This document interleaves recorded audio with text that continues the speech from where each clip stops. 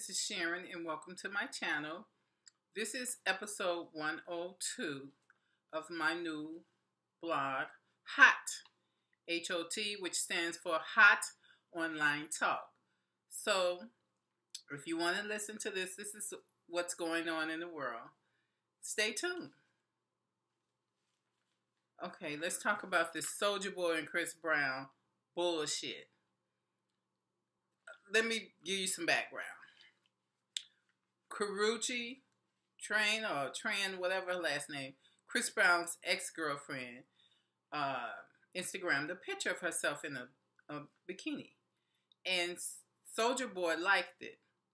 Chris Brown got pissed off because Soulja Boy liked it and started, calling him out, telling him he was gonna beat his butt and all this kind of stuff, and be liking pictures of his girlfriend, which I thought was really stupid. Soulja Boy come back with, dude, I kick your butt, and you ain't nothing, and all this kind of stuff, and it just escalated from there, them going back and forth. So Soulja Boy took his dumb ass out to some neighborhood where he knew where gang members live, because they were going back and forth. This gang gonna do this, and this gang gonna do that. And he's talking about Soulja Boy don't want to, don't know the hood. And he sees one of these members, and he puts his arm around him. The guy's like, get off of me.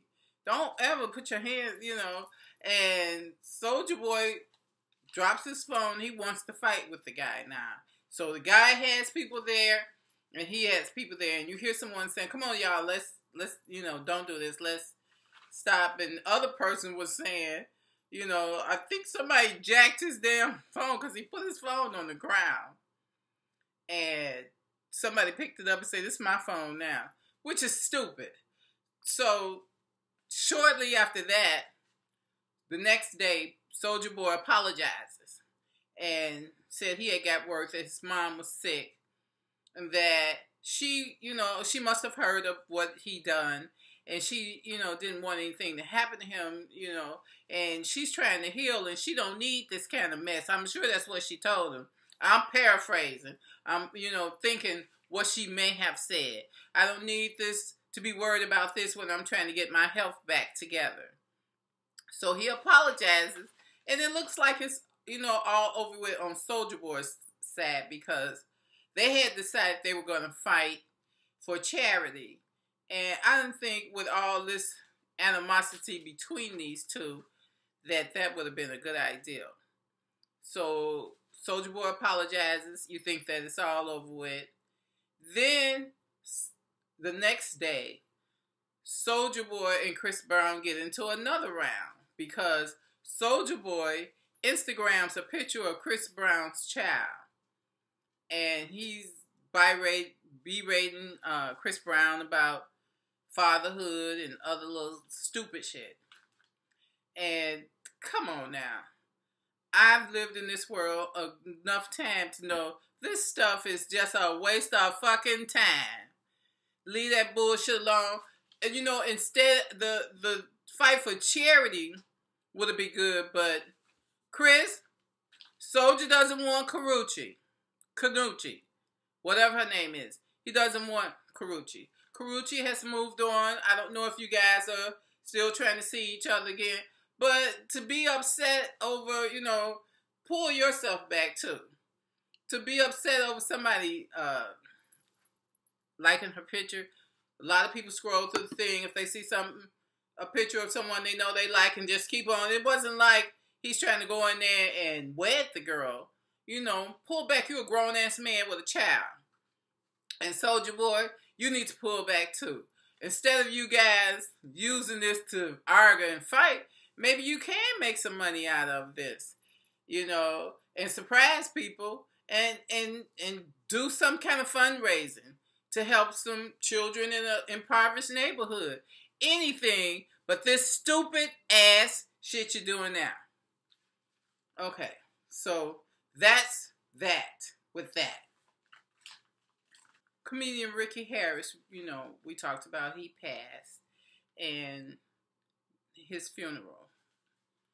Someone tried to, one of Ricky Harris's.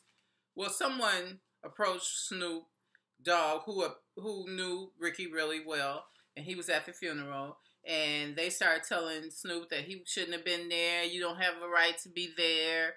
And, tried to, I don't know if he tried to accost him, but somehow a fight broke out. And it just a wrong way to honor someone who has passed. Someone's trying to show their respect, and you want to go in there and fight, but sometimes these funerals, the emotions are running high because the person has passed, and it just didn't make sense to me. But we found out that the person who accosted Snoop was a relative of Ricky's, and he had been drinking. They say he had some, on top of his sadness, he may have had some issues, mental issues. So the mom came out, and I don't know if they were talking about the mom of Ricky Harris or the mom of the guy who accosted Snoop. And she stood before the church and she apologized and, said that this is not really how the family wants this to go. Let's, put them away peacefully. And so after that, the funeral supposedly went on very peaceful. So rest in peace, Ricky Harris. You made us laugh. And that's what I'm sure you want to do. So what was predicted is that Nicki Minaj has confirmed that she and Meek Mills are no longer together.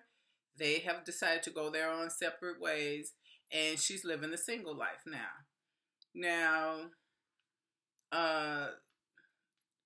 Certain people saw this coming because for the holidays they wasn't together, and you used to see Meek Mills and Nicki at all their little soirees together. And all of a sudden, they wasn't celebrating the holidays together. So people started speculating that they were not together. And she finally came out and confirmed, no, we're not a couple anymore. I'm going to enjoy my single life for now.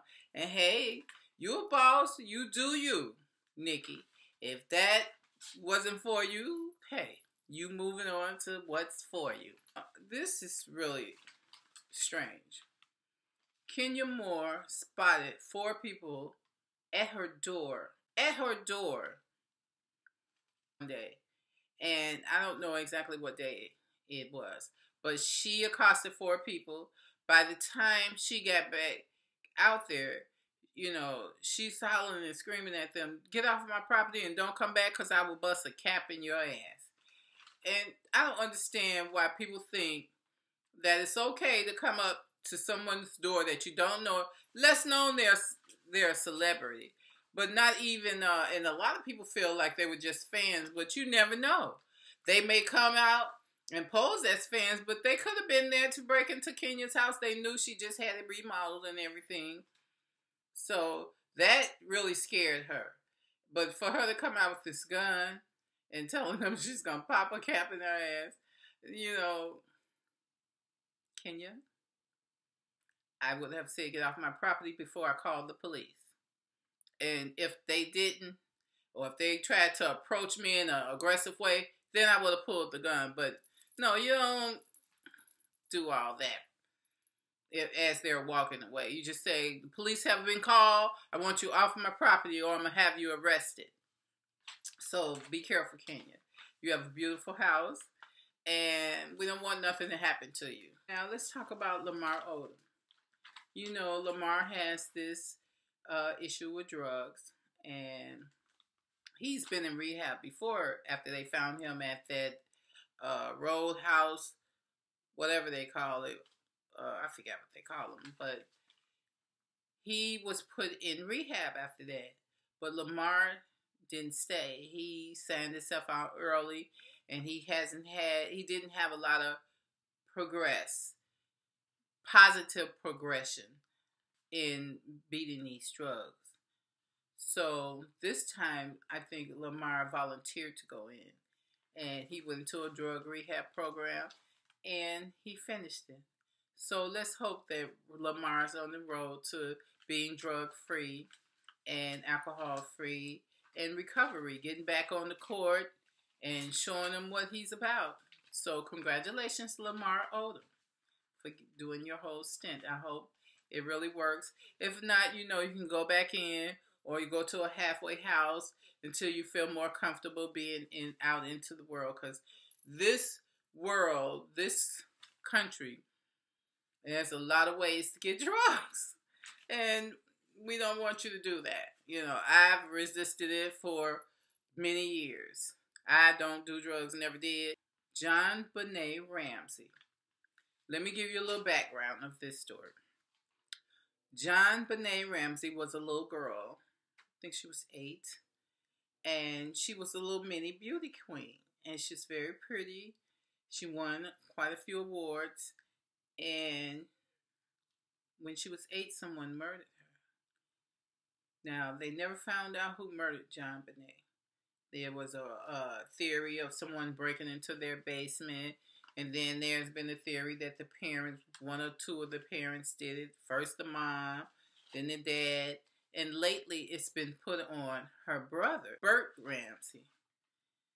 So CBS ran this series. In this, story, they're telling the story of John Benet. And Burt Ramsey seems to feel like they're accusing him of her murder all along. And he didn't like it. He's like, I didn't murder my sister, never would have. So he filed a lawsuit recently. And he filed a $750 million lawsuit. He filed a lawsuit against CBS and the experts that was supposed to be researching this information for this documentary. And he's like, I didn't do it. Don't put it in people's mind that I did it. Bert's suing. Is not even going to sue. And with Mariah Carey, I'm all still Mariah Carey.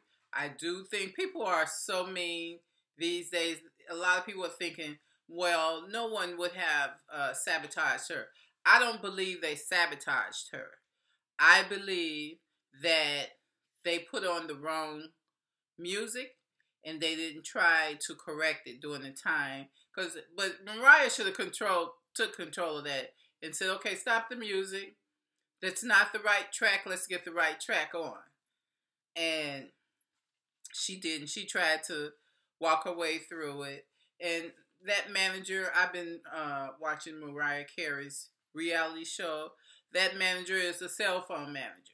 She's not one that's hands-on, that goes around and really double checks to make sure everything. She's more of a diva than Mariah Carey. And I don't understand why Mariah is defending this woman. And she fired her creative dance person, which he didn't have anything to do with it.